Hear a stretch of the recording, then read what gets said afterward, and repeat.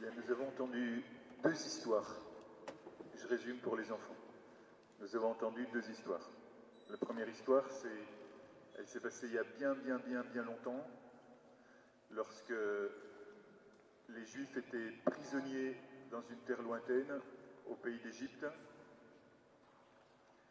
et qu'ils n'en peuvent vraiment plus de cet esclavage, parce qu'ils sont esclaves, et Dieu va passer avec puissance pour les libérer. Comment il va faire ? Eh bien, on a entendu, il va y avoir un repas. Au cours de ce repas, il va y avoir l'agneau qui va être mangé. Le sang de l'agneau, il va être mis sur les linteaux des portes, ça veut dire sur le pourtour des portes. Et puis, lorsque l'ange du Seigneur va passer pour écraser les forces du mal, pour éliminer les méchants, eh bien, il va voir sur le linteau des portes, sur le pourtour des portes, le sang de l'agneau, et il va passer, et donc il ne va pas faire de mal aux gens de cette maison, mais il va éliminer les autres méchants. Et le texte dit, il va passer. Et lorsque nous célébrons Pâques, c'est le même mot que nous disons. Pâques, ça veut dire passage. Et c'est le moment où l'ange passe et qu'il voit que sur les linteaux de la porte, il y a le sang de l'agneau, et donc l'ange de la mort, l'ange de la vengeance de Dieu, ne va pas toucher ces maisons-là. Eh bien, ce soir, c'est ce que veut faire Jésus. Il va mettre sur les portes de notre cœur, sur les linteaux, sur les montants de la porte de notre cœur, son sang, le sang de l'agneau immolé, parce que c'est Jésus qui est l'agneau de Dieu. Vous vous rappelez que lorsque Saint Jean Baptiste désigne Jésus, il dit « Voici l'agneau de Dieu ». Eh bien, sur les portes de notre cœur, il y aura ce soir le sang de l'agneau et la vengeance de Dieu qui devrait s'exercer même contre notre péché ne va pas nous toucher et nous allons être épargnés. Et ce soir, c'est vraiment quelque chose de grand. Dieu passe avec puissance et il va exercer son jugement contre les dieux de l'Égypte, il vient d'être dit, c'est-à-dire contre tous ceux qui nous oppriment, même contre ce péché que nous commettons nous-mêmes, mais en épargnant nos vies. Et ça, c'est vraiment extraordinaire.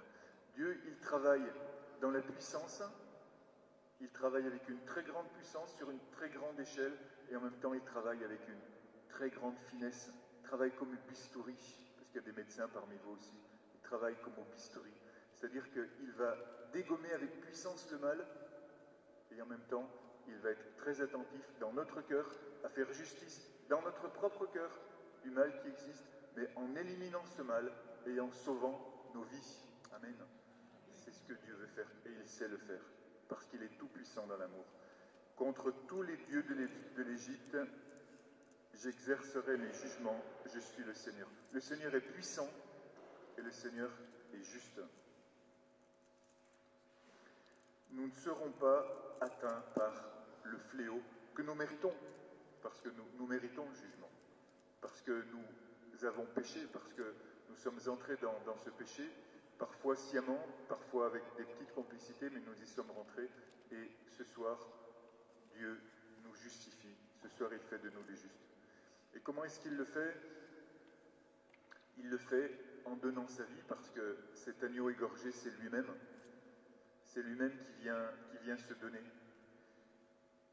Je sais vraiment avec certitude, et je pense que vous savez aussi que ce soir, Jésus est présent ici vraiment au milieu de nous. Dès le début de cette célébration, vraiment j'ai senti cette présence de Jésus. Je peux même dire que j'ai vu cette présence de Jésus qui est ici au milieu de nous et qui veut opérer avec puissance ce jugement sur nos vies, qui est un jugement de miséricorde et qui est un jugement d'amour. Et cet amour-là, nous ne le méritons pas par nos actes, mais nous le méritons parce que nous lui ressemblons. Et lui, il voit cette ressemblance. Le Père qui exerce son jugement voit cette ressemblance parce que nous avons en nous, à l'intérieur de nous, ce sang de l'agneau. Et il est dit, c'est une loi perpétuelle, d'âge en âge, vous le fêterez. On obéit à un commandement très ancien. Cette parole-là, elle a été dite 12 siècles avant Jésus. Ça fait très très longtemps qu'elle a été dite. Et depuis, chaque année, ce geste, on le refait. C'est une loi perpétuelle, d'âge en âge, vous la fêterez. D'abord dans nos ancêtres juifs qui ont perpétré cet acte-là, et puis ensuite Jésus qui l'a repris et qui l'a actualisé. C'est grand, c'est puissant, c'est vraiment ce mémorial. Mémorial, ça veut dire, c'est une mémoire vivante, c'est une mémoire active que Dieu est en train de nous faire vivre. Nous nous retrouvons dans ces mêmes conditions où Dieu nous fait passer. Il nous fait passer de l'esclavage à la liberté. Et ce passage, il va aussi se concrétiser par ce passage dans la mer Rouge. C'est un deuxième passage. Et c'est toujours pour cela que nous appelons Pâques la fête du passage, Pécha, parce que Dieu nous fait passer de l'esclavage à la liberté, à cette capacité non seulement de ne plus pécher, mais de croire en sa victoire, de croire en sa puissance. Et cela nous suffit pour être sauvés. De savoir que nous sommes incapables de ne pas pécher, de savoir qu'il nous relève du péché, et de savoir qu'il nous tend cette main puissante qui va nous tirer de cet esclavage pour nous faire rentrer dans la liberté.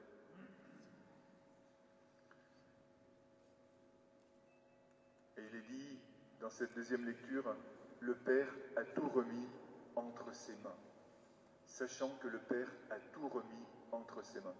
Qu'est-ce qu'il a remis entre ses mains? Il a remis notre propre vie.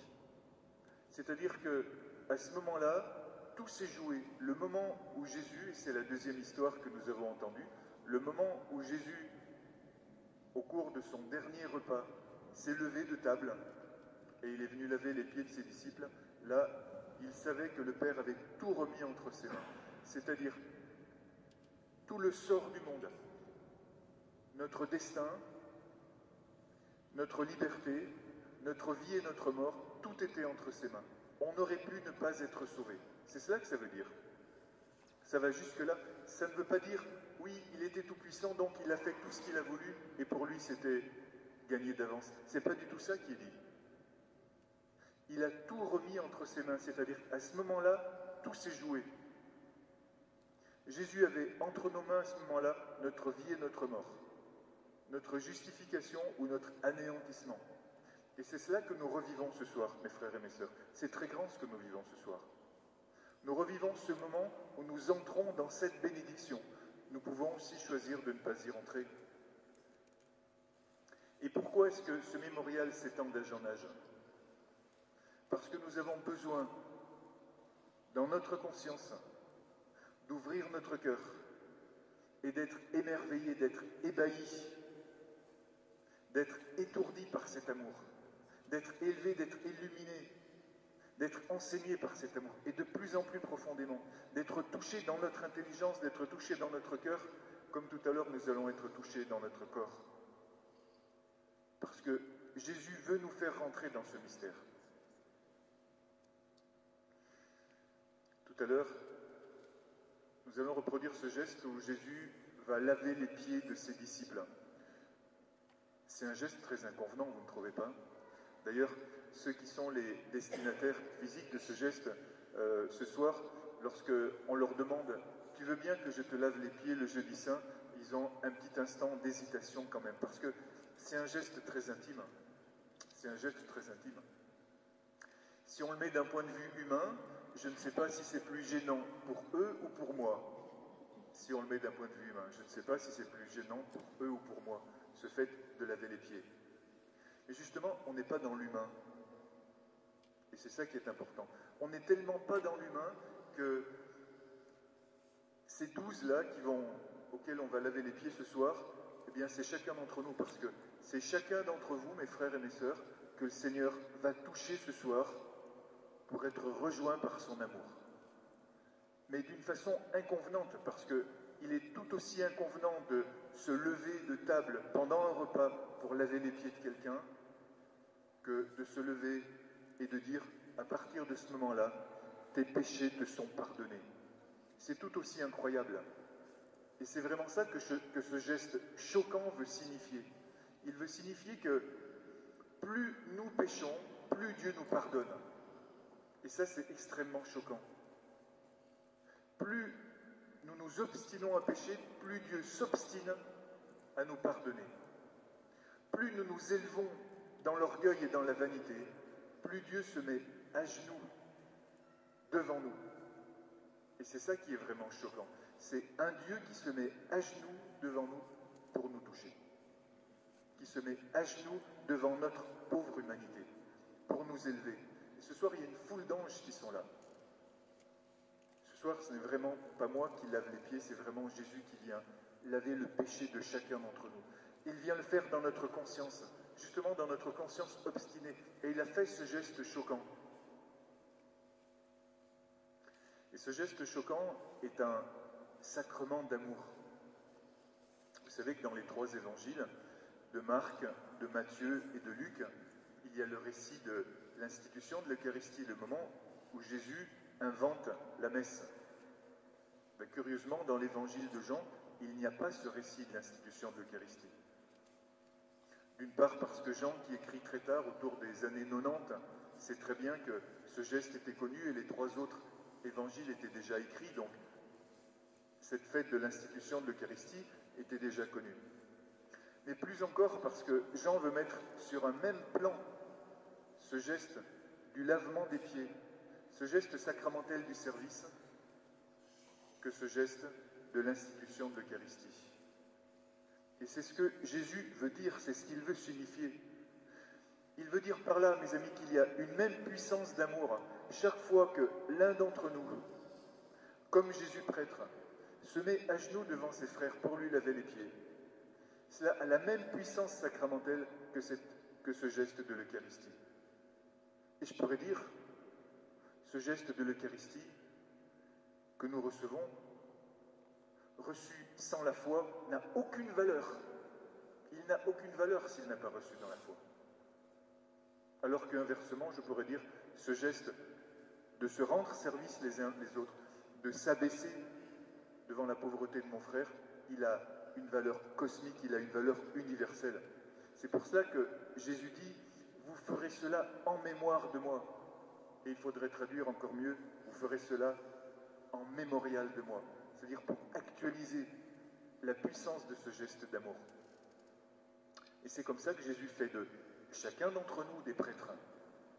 Chacun d'entre nous, chaque fois que nous reproduisons ces gestes de l'amour, ces gestes de service, eh bien, nous entrons dans la bénédiction et dans le pardon, parce qu'il est écrit que la charité couvre une multitude de péchés. On pourrait dire que la charité lave une multitude de péchés.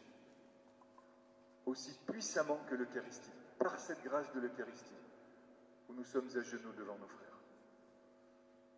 C'est cela que nous allons revivre et accueillir ce soir, mes frères et mes sœurs, par ce geste où nous allons vraiment sentir, parce que je vous dis en vérité que Jésus est présent maintenant, devant chacun d'entre nous.